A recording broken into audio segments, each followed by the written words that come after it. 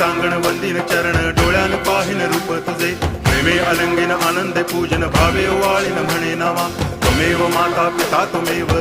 बंधुश्च सखा त्वमेव विद्या तरुणं त्वमेव सर्वं मम देव कायेन वाचा मनसेन्द्रियैर्वा बुद्ध्यात्मना वा प्रकृति स्वभावात् करोमि यद्यत् सकलं परस्मै नारायणायति समर्पयामि अच्युतं केशवं रामनारायणं कृष्णदामोदरं वासुदेवं हरि गिरिधरं माधवं गोपिकावल्लभं जानकीनायकं रामचन्द्रं भजे हरे राम राम राम